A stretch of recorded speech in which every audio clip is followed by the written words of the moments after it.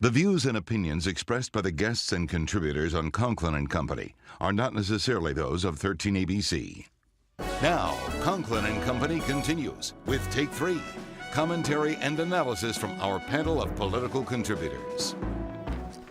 Welcome back, everyone. Take 3 now. After a couple of week hiatus, Indy 500 last week preempted for the only time of the year, and so we welcome back Tom Troy from the Toledo Blade. Good to see you, Tom. Politics writer, and London Mitchell from Cumulus Radio. Tom, good to have you here because it's going to be a very busy summer and fall, and we imagine you're going to be on the campaign trail here in Ohio, battleground Ohio.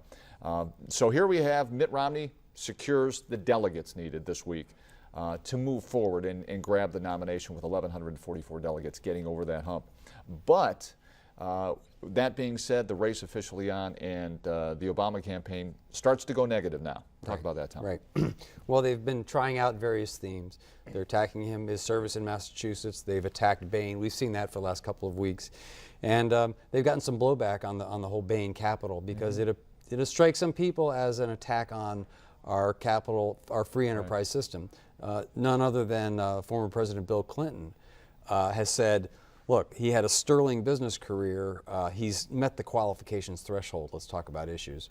So I think we'll still see Bain Capital, but maybe not coming necessarily from the Obama campaign, maybe more from surrogates. All right, London, Massachusetts record too.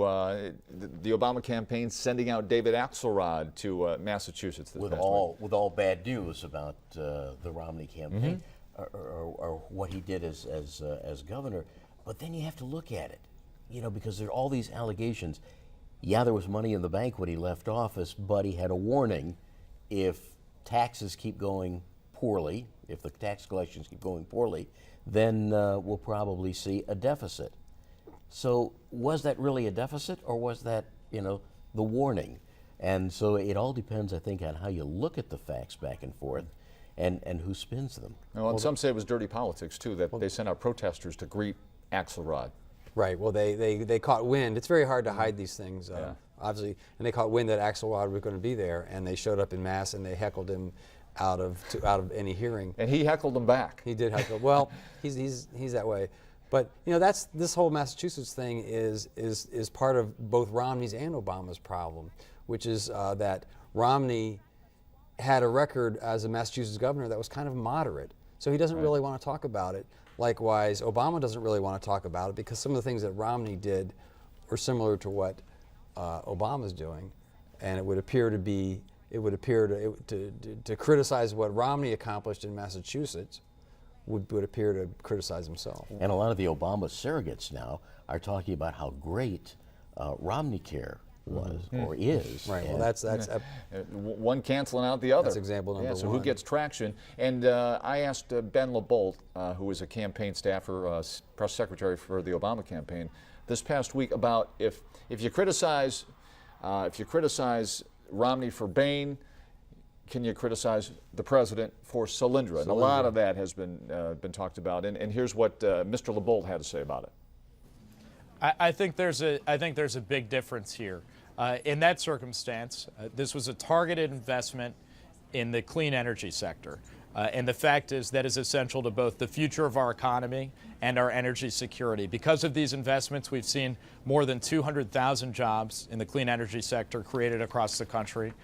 Countries like China and India and Germany are racing to make investments in the clean energy sector because they know that the futures of their economy are dependent on them. Mitt Romney and many of the Republicans would wipe out those investments, cede the jobs and the market to China and India. Okay, so talking points is what you expect. Well, he didn't want to talk about Solyndra. Solyndra is not a good mark on the Obama record. A disaster. $500 million down. It was a bad investment, and it doesn't put his position in a good light. And it's not really analogous to what Romney was doing, in that one is taxpayer dollars, one is private equity. Right. London? Are we going to see more? I think we talked about surrogates. More people who live in areas where there are auto manufacturing plants that have responded well to the stimulus money and to the what you might call the bailout of the auto industry. Those people are very, very happy, and those would be the people I would think would be the ones to campaign against Romney's whole philosophy on the economy. It'll be interesting here in Ohio to see how Romney will bring his campaign. You mentioned that Romney met the delegate threshold with the Texas.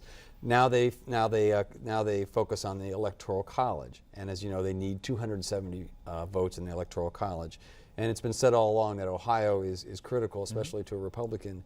But I think Romney's going to have to consider the possibility of not winning Ohio and finding some other way, because as London just said, the auto company bailouts were very successful in our area. I don't know how anybody with a close relationship to the auto industry can say that the bailouts of GM and Chrysler were Same not. story in Michigan. Rick Snyder this past week up in Mackinac Island saying that Michigan is the big comeback story.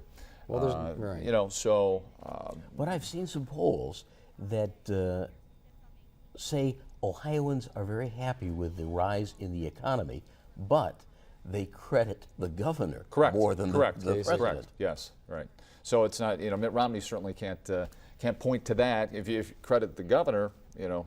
Right. It's a toss-up state. Yeah. Ohio's a toss-up. Michigan's not. Michigan's considered to be in the Obama camp, but Ohio's a toss-up state. But the president's still leading, but that margin has closed considerably. Yeah. All right. I did ask LeBold about that. Let's hear what he says about the race in general, moving forward with the polls narrowing.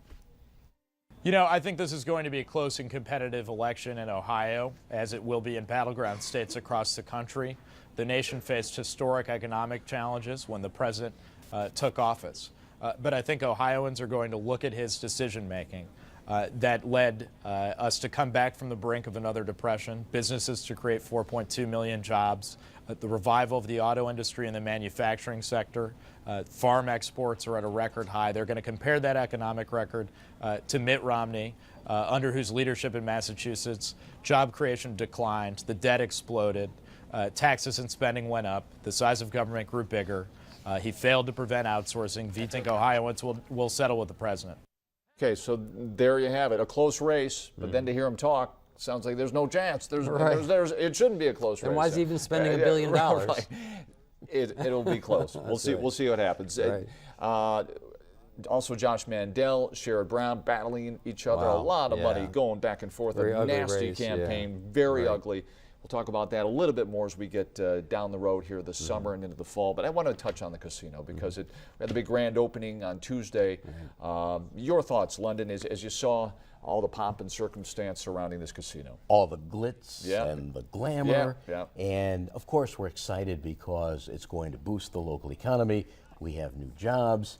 But then I say to myself, we in the news media are kind of being bought in by what a lot of people are saying isn't really such a good idea, gambling.